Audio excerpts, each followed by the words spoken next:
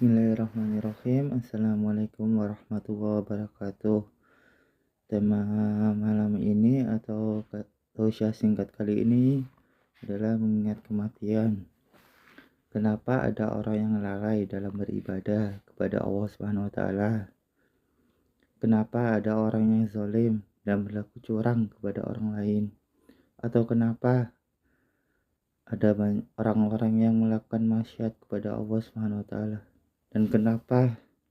Jawabannya, karena merasa dirinya umurnya panjang sehingga dia lupa ada hari yang disebut hari kematian. Dalam surah Al-Jumu'ah ayat 8, Allah Subhanahu wa taala berfirman, "Qul inna mutalladzi tanfiru minhu fa innahu mulaikum summa turadun ila alamil ghaibi wa asyhadu fayubunikum bima kuntum ta'malun." Yang artinya, sesungguhnya kematian yang kamu lari daripadanya, ia pasti menemui kamu, kemudian kamu akan dikembalikan kepada Allah yang mengetahui yang gaib dan yang nyata, lalu diberitakan kepadamu apa yang telah engkau kerjakan. Seseorang yang mengingat mati, teman-teman, maka akan sangat berhati-hati dari apa yang dilakukan atau apa yang dikatakan. Dalam surah Ar-Rahman ayat 26-27 yang sering teman-teman dengar ialah kullu man 'alaiha fan wa yabqa wajhu rabbika dzul jalali wal ikram, yang artinya semua yang ada di bumi itu akan binasa dan tetap kekal wajah Tuhanmu yang mempunyai zat kebesaran dan kemuliaan, dan di situ hari ada pemuliaan. Dan di suatu hari ada pemuda Ansar memberikan salam kepada Rasulullah SAW. "Wahai Rasulullah, mukmin yang manakah yang paling baik?" Rasulullah SAW menjawab, "Yang paling baik adalah akhlaknya." Lalu, mukmin yang manakah lagi ya Rasulullah SAW? Beliau menjawab, mukmin yang baik adalah mukmin yang cerdas mengingat kematian dan yang paling baik untuk perbekalan alam berikutnya. Itulah yang disebut mukmin yang paling cerdas. Jadi teman-teman, ingatlah pemutus kelezatan, yaitu mengingat kematian. Kematian akan berhati-hati teman-teman sekalian melakukan segala sesuatu karena akan kembali pada Allah SWT dan akan kita pertanggungjawabkan apa yang kita kerjakan. Maka orang-orang yang mengingat mati, dia akan berhati-hati dalam tingkah laku misalnya, dan mengumpulkan orang yang akan mengingat mati, dia akan mengumpulkan amal soleh sebanyak-banyaknya dan jadi bekal alam berikutnya, dan mereka ialah yang cerdas. Dan apa saja teman-teman yang mengingat kematian, jadi teman-teman sekalian, kita akan khusyuk dalam salatnya. Rasulullah SAW bersabda, "Mengingat sekalian, ingatlah kematian dalam salatmu, dan jika ada seseorang yang mengingat kematian dalam salatnya, maka dia akan memperbagus salatnya." Bayangkan teman-teman, kalau dokter, kita divonis oleh dokter umur kalian akan tertinggal 1 hari saja, pasti kita akan khusyuk dalam salatnya, memperbanyak sujudnya, memperbanyak sedekahnya, betul-betul dalam salatnya kita akan khusyuk, tenang dalam bilangan salat kita, berbanyak ruku kita, memperbanyak sujud kita. Namun dalam kematian dirahasiakan oleh teman-teman oleh Allah Subhanahu wa taala, sehingga kita akan lalai salat kita kalau begitu kita memperbanyak sujud kita. Yang kedua, apa manfaat mengingat mati? Kita tidak akan tertipu dengan dunia dan tidak akan terlena oleh dunia. Teman-teman baca di surah Al-Imran ayat 180 Kullu nafsi dha'iqatul maut wa inna tuwaffina ujurakum yawmal qiyamah faman zuhzina 'anil narah wa khadil jannata faqad faza wa mal hayatud dunya illal mata'ul ghurur, yang artinya setiap yang bernyawa akan merasakan mati dan hanya pada hari kiamat sajalah diberikan dengan sempurna balasanmu, dan barang siapa yang dijauhkan dari neraka dan dimasukkan ke dalam surga, sesungguhnya dia memperoleh kemenangan kehidupan dunia, hanyalah kesenangan yang memperdayakan kamu. Kalau kita ingat mati, sahabat-sahabat, kita tidak akan tertipu dengan dunia, tidak terlena oleh dunia. Takut berbuat dosa, takut maksiat, takut berbuat zalim, takut curang, atau sebaliknya kita tidak tertipu dengan dunia. Maknanya adalah kalau engkau tidak sedih berlarut-larut, sedih engkau tahu, engkau sedih, engkau sabar, tidak tertipu dengan dunia. Dunia ini semu, dan ketika engkau sabar mendekatkan diri kepada Allah SWT, tidak tertipu dengan dunia. Kalau diberi Allah, dia bersyukur, dan diberi kesedihan sama Allah dan tidak sedih berlarut-larut, dan ia bangkit dengan kesungguhannya kepada Allah SWT. Sahabat sekalian, dan ketika sedang mengingat kematian, manfaatnya banyak ya teman-teman. Kita tidak akan berbuat zalim.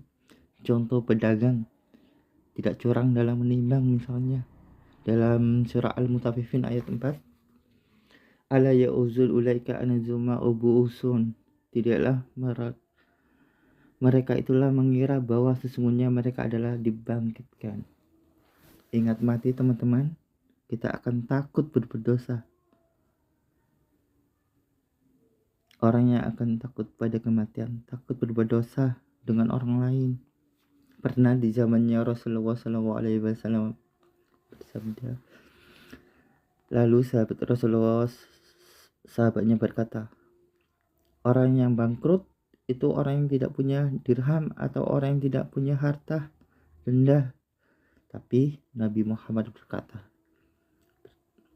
bersabda, orang yang bangkrut itu dari umatku adalah orang yang datang di hari kiamat pahalanya sholat, pahala puasa, pahala zakat, namun di dunia memaki, mencaci, alias berbuat zalim, menuduh orang lain, memakan harta orang lain, memukul darah orang lain, alias berbuat zalim.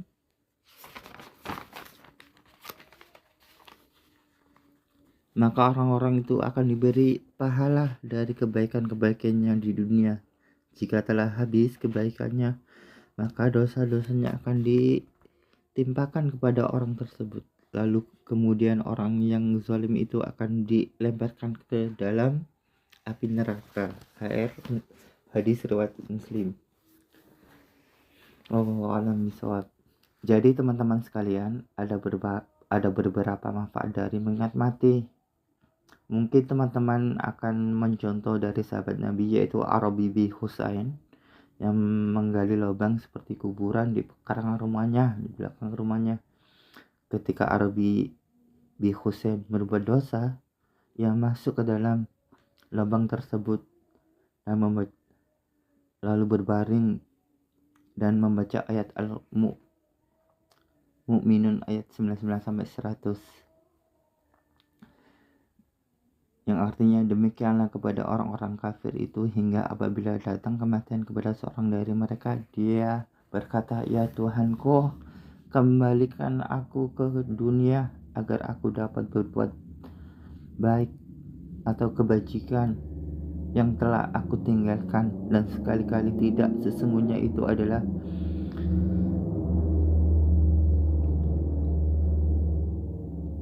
yang diucapkan saja, dan dihadapkan mereka akan ada barzah sampai pada hari mereka akan dibangkitkan.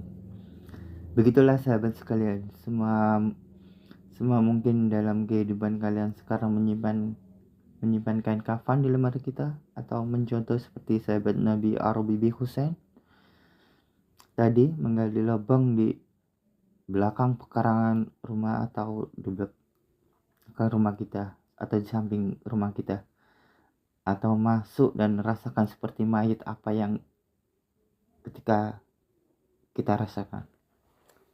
Sahabat sekalian, ketahuilah bahwa umat Rasulullah sekitar 60 atau 70. Ciri-ciri hari akhir adalah kematian mendadak, lalai, berleha-leha, bersantai, enjoy dalam berbuat maksiat misalnya, bahwa mereka tidak tahu bahwa kita memasuki dasar adalah hari akhir. Umat Rasulullah SAW sekitar 60 atau 70 tahun. Kematian mendadak. Ibnu Mas'ud berkata, kematian mendadak adalah keringanan seorang mukmin dan penyesalan bagi orang kafir. Para ulama bagi ahli maksiat berbuat kejahatan, keburukan, atau mati mendadak adalah bentuk murka Allah. Tidak ada persiapan kematian dan belum bertaubat. Ketahuilah bahwa kita dimatikan dalam sesuai dengan kebiasaannya. Kalau kita berbuat berzina, naudzubillah min dzalik, maka kita mati dalam keadaan berzina.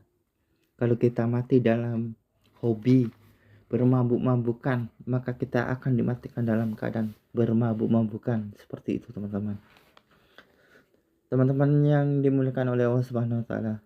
Dan sebaliknya, kalau kita sedang teman-teman melakukan sehari-hari membaca Al-Quran, mungkin kita akan dimatikan dalam membaca Al-Quran. Atau teman-teman suka bersedekah, mungkin akan dimatikan dalam memberikan sedekah. Atau teman-teman suka bersujud, maka akan dimatikan dalam keadaan bersujud, meninggalnya dalam keadaan bersujud maksudnya. Karena mereka suka bersujud, sahabat sekalian, so jadi waspadalah. Kita tidak akan pernah tahu kematian kita di saat itu. Kita dilakukan adalah senantiasa berbuat baik dan baik seterusnya. Memang Allah Maha Penyayang dan Pengampun, betul. Allah mengampuni dosa kecuali dosa syirik, betul.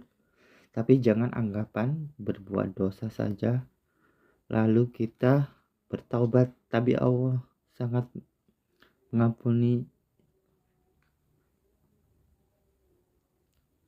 terhadap hambanya. Kita tidak tahu kita dimatikan oleh Allah, mungkin saja dimatikan oleh Allah dalam maksiat puluhan tahun ibadah kita lakukan. Orang yang beriman kepada Allah ketika berbuat dosa, maka dia di bawah kaki gunung yang gunung itu siap menghancurkannya. Artinya dia takut pada Allah untuk melakukan dosa tersebut. Tapi kalau durhaka kepada Allah ketika berbuat dosa, dia akan merasa ada lalat yang ada di hidungnya, hinggap di hidungnya, lalu siap mengusirnya begitu saja. Usir lalat tersebut, dianggap remeh-temeh dosa itu. Maka sahabat-sahabat berhati-hatilah sahabatku akan kematian. Tidak akan pernah tahu ketika hanya ingin mati dalam keadaan baik, yaitu husnul khotimah.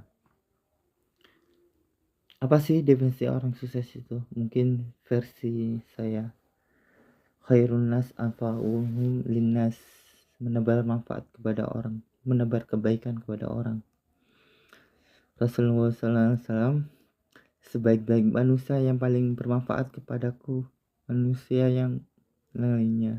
Setelah itu dikatakan orang yang sukses, mati dalam husnul khotimah, mati dalam keadaan baik. Setelah masuk surga dan ketemu Allah Subhanahu wa taala dan Nabi Allah, itulah yang disebut orang yang sukses di dunia dan di akhirat. Dan sahabat-sahabat sekalian, mudah-mudahan tak usah singkat saya.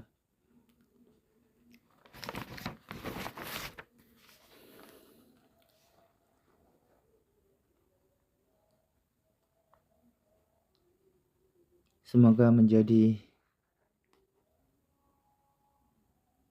bermanfaat bagi kita sekalian.